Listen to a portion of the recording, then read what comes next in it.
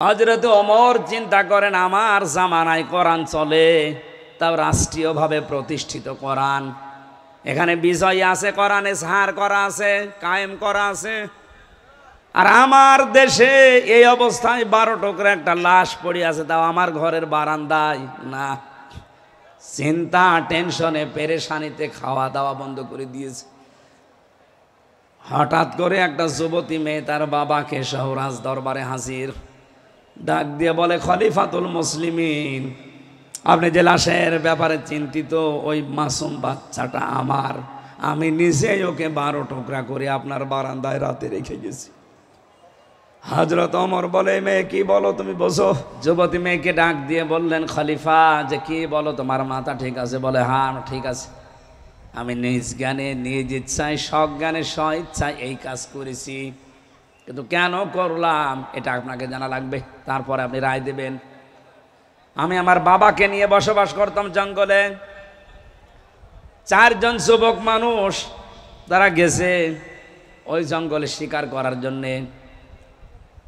আমি গোসল করে আসছিলাম, আমাকে দেখে শেষ পর্যন্ত ওরা যৌবনের তাড়নায়, শয়তানের ধোঁকায়, নফসের জালে পড়ে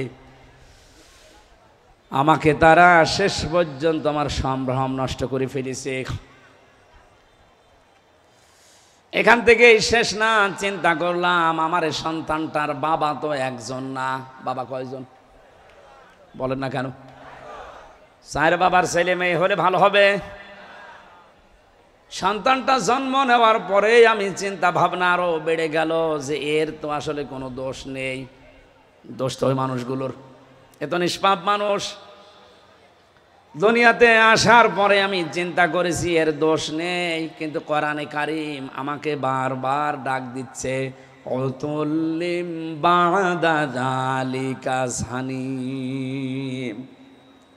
আল্লাহ পাক বলেন, হে নবী, এ পৃথিবীতে ডাইরেক্ট ইনডাইরেক্ট কোরআনের বিরুদ্ধে যারা আছে, আপনি দেখবেন ওই মানুষগুলো যার সন্তান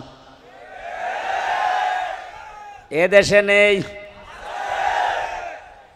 ক্ষমতার দোহাই দিয়ে হোক, প্রভাব প্রতিপত্তির দোহাই দিয়ে হোক, আইনের বলে হোক, কোরআনের বিরুদ্ধে যারাই অবস্থান নেবে, আপনি পেছনে হাত দিয়ে খোঁজ খবর নিয়ে জানবেন, দেখবেন ওর জন্মে ঠিক নেই, সে যেই হোক। কোরআনে কারীমের আয়াত আমাকে বারবার আমাকে তাড়া দেয় যে তোমার এই সন্তান তো ঠিক আছে, নিষ্পাপ, কিন্তু এর বাবা তো ঠিক নেই। কয়জন? 4 বাবার সন্তান কি হয়? জারজ। বলেন না কেন? আমার সন্তান জারজ হয়ে বড় হবে, ও বড় হওয়ার পরে কোরআনের বিরুদ্ধে অবস্থান নেবে, আর আমি মা হয়ে ওই বয়সে বসে বসে দেখবো না। ওই বয়স চাওয়ার আগে ওরে আমি দুনিয়া থেকে বিদায় করে দেই। এই জন্যে কোরআনে কারীমের এই আদেশ আমার সামনে, এ কারণে টুকরা টুকরা করেছি 12টা। মনে করলাম আমার তো বিচার হওয়া দরকার, কারণ মানুষ হত্যা করে যদি বিচার না হয়, কোনো বিচার কোরআনে কারীমে যেটা 500টা আইন আল্লাহ দিয়েছেন, এই 500 আইনের একটা আইনও যদি আপনি লঙ্ঘন করেন, আর ওই আইনটা যদি দুনিয়াতে বিচার সঠিকভাবে না হয়, কিয়ামতের দিন ওই বিচার আল্লাহ ডবল করে করবে। আমি বোঝাতে পারিছি?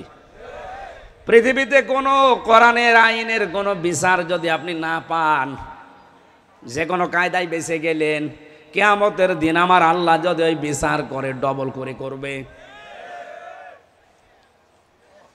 আর কোরআনে কারীমের 500 আইন এর বিরুদ্ধে অবস্থান নিয়ে পৃথিবীর জমিনে যদি আপনি কিছু করে থাকেন, কোরআনের আয়াতের ব্যাখ্যায় তাফসিরে আমি পড়েছি, 2টা শাস্তি আপনাকে আল্লাহ দুনিয়ায় দেবেই।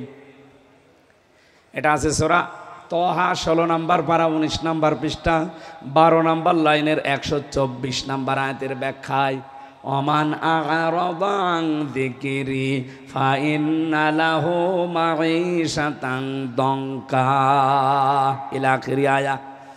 দলিলগুলো লম্বা করে ব্যাখ্যা করে বলতে গেলে আমার আসল উদ্দেশ্য শেষ হয়ে যাবে। আল্লাহ এখানে জানাতে চেয়েছে, দুনিয়াতে আল্লাহর আইন বাদ দিয়ে, আল্লাহর বিধান বাদ দিয়ে কেউ যদি উপায় করে টাকা পয়সা, ধন সম্পদ, আমার আল্লাহ বলেন ওর জীবন আমি 1 নম্বরে দঙ্কা সংকীর্ণ করে দেব, ওর উপায় হয় উন্নতিতে কোনো বরকত থাকবে না। আপনাদের এই সমস্ত জেলাগুলোর খবর আমরা অনেকগুলো বিষয় জানি, আমি নাম নিয়ে বলতে পারছি না। তাই অনেকেই চেয়ার পাওয়ার পর এই 15 বছরে এত জমির এত টাকার মালিক হয়েছে সে নিজেও জানে না।